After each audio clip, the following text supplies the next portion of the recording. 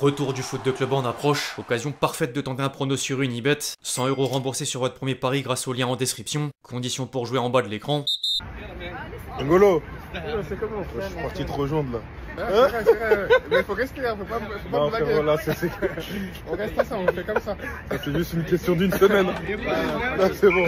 L'équipe, j'espère que vous allez bien aujourd'hui. Nouveau 5, au programme du jour, un bilan de la trêve internationale avec toutes les qualifications pour la Coupe du Monde 2026, toutes zones confondues, une transition vers le foot de club avec le PSG et Dembélé, une séquence Barça entre l'évolution des blessures, le cas Lamine Yamal et les nouvelles déclarations de Rafinha, un résumé de l'entretien de Giroud dans les colonnes de l'équipe avant de conclure par Donnarumma. Bref, on va sans plus tarder rentrer dans le vif du sujet, mais juste avant les amis, je vous demande un service, le même que d'habitude, à savoir évidemment lâcher votre plus beau like. Inutile de rappeler à quel point c'est important, merci vraiment à tous ceux qui le feront, vous êtes les boss.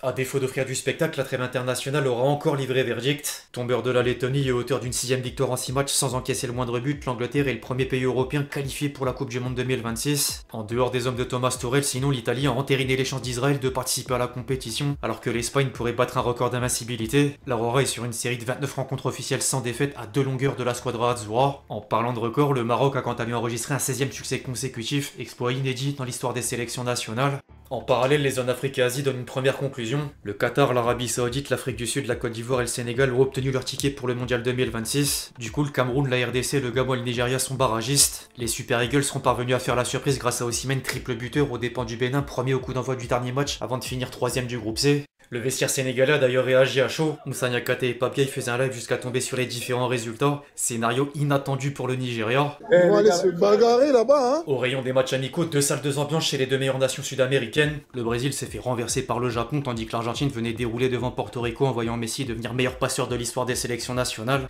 60 offrandes, 38 ans mais encore des stats historiques.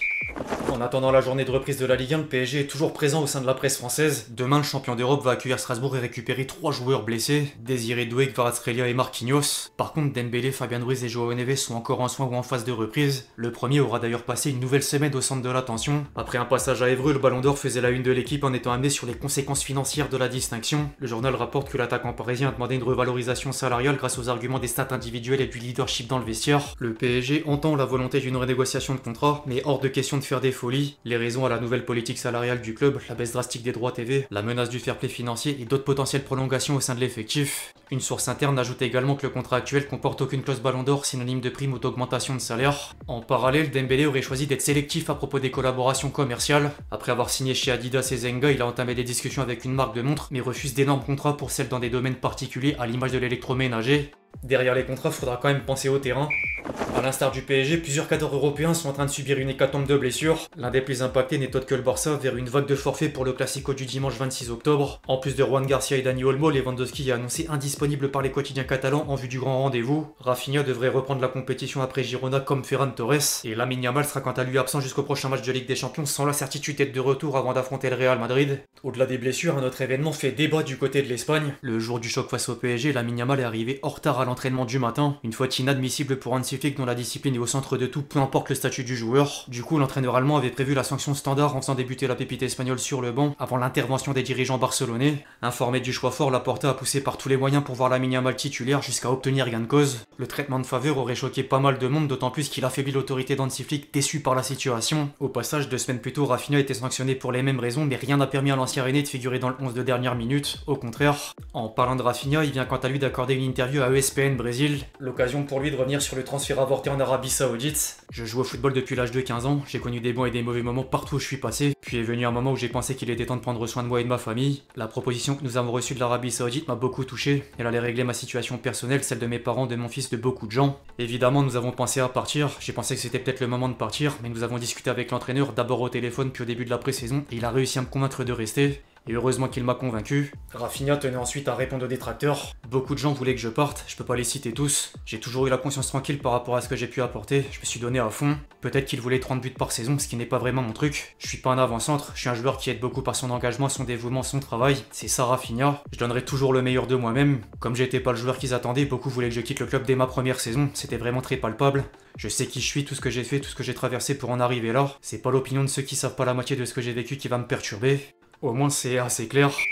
Après l'after-foot, Giroud répond aux questions de l'équipe. Le meilleur buteur de la sélection tricolore s'est confié sur plusieurs sujets, dont l'équipe de France, Lille ou encore les États-Unis. Il était encore ramené sur le possible retour en bleu. Il y a déjà une très grosse hécatombe actuellement, je crois que j'ai jamais vu ça en équipe de France. Et le coach Deschamps n'a pas besoin de faire appel à moi. De toute façon, il connaît ma position là-dessus. C'est super pour Jean-Philippe Mateta qu'il soit appelé. C'est aussi un bel exemple qu'il puisse goûter à ça à 28 ans. En plus, ça m'a l'air d'être une belle personne. Après, s'il y a encore une plus grande hécatombe et que le coach à un moment donné est en galère, ce sera faudra réfléchir. J'ai été honoré en mars par l'hommage de la FFF au Stade de France et je suis pas fan des comebacks. Mais encore une fois, parce que c'est l'équipe de France et parce que c'est un devoir de défendre le maillot de son pays, faut jamais dire jamais. S'il y a un besoin que je suis compétitif et disponible, je serai là. Mais c'est vraiment très peu probable, faut être sérieux. Giroud a dans le même temps envoyé un message à Mbappé. J'aimerais qu'il me passe devant pendant la prochaine Coupe du Monde. Il va avoir 27 ans, donc il fait encore 5-6 ans. À 10-12 matchs par saison, il peut arriver pas loin de 100, je lui souhaite. Je souhaite à Kylian de me dépasser dans quelques mois, mais pas trop tôt non plus. L'attaquant français est ensuite revenu sur le passage en MLS. J'étais pas pleinement heureux sur le terrain. On jouait en transition et je pouvais pas m'exprimer comme je le souhaitais. Y a pas de regret car c'est une expérience que je voulais vivre. J'ai marqué sur nos finales, gagné un titre avec la Coupe des États-Unis, disputé une Coupe du Monde des clubs avec des retrouvailles contre Chelsea. Y a quand même eu des bons moments. Ça a été génial aussi sur le plan de l'expérience et la qualité de vie. Faire découvrir l'Ouest américain, la Californie aux enfants, à mon épouse. Si c'était à refaire, je le referais, mais je suis content de revenir chez moi. Maintenant, c'est le retour en France du côté de Lille. Des champions du monde qui reviennent chez eux, c'est très bon pour la Ligue 1. Après, elle se fait piller tous ses talents chaque année par des clubs plus riches. On a des super centres de formation, mais le problème, c'est qu'on n'a pas les moyens de les retenir. Malgré son texte, il y a un bon niveau. On va pas comparer avec la première ligue, mais il n'y a pas une énorme différence avec la Serie A. En Italie, il y a peut-être plus d'équipes prestigieuses qui se maintiennent en haut, mais on a joué la Roma récemment. Aucun club français ne s'était imposé là-bas avant nous.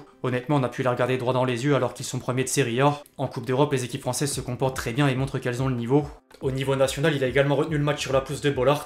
Je suis dans le partage, le plaisir d'aller à la rencontre des Français qui nous ont soutenus toutes ces années. C'est là que tu vois que t'es rentré dans leur cœur. Je suis le plus heureux de pouvoir être applaudi à Lens dans un derby. C'est peut-être inédit pour un Lillois. On est plus proche de la fin que du début, donc le plaisir, en prendre et en donner, il faut qu'il y en ait, sinon ça sert à rien. La dernière déclin intéressante venait concerner l'après-carrière. Je touche à plusieurs choses. J'ai des placements dans des fonds, notamment dans celui de Blaise, d'autres dans l'immobilier. Mais en termes d'activité, évidemment que j'aimerais rester dans le foot, dans ce but de transmettre. Peut-être un peu de télé en tant que consultant au début. J'avais été sollicité par une chaîne anglaise pour la Coupe du Monde 2022 quand j'étais plus sélectionné. Mais je leur ai dit, attendez, j'espère quand même la jouer.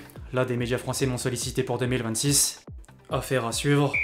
Pour couronner les entretiens, Donnarumma a quant à lui parlé dans la Gazzetta dello Sport, journal italien au papier rose. J'ai aucun doute, l'Italie ira au mondial. La troisième fois n'arrivera pas, il ne peut arriver. Le mot barrage nous fait pas peur. Manchester City, je me sens comme à la maison, même si j'y suis depuis peu. Ils m'ont vraiment voulu, ils me font sentir important et maintenant je me considère l'un d'eux. Quand Guardiola te parle, tu restes émerveillé. Je me l'imaginais comme ça, mais il est encore mieux que je le pensais. J'espère rester le plus longtemps possible ici, vivre une expérience unique.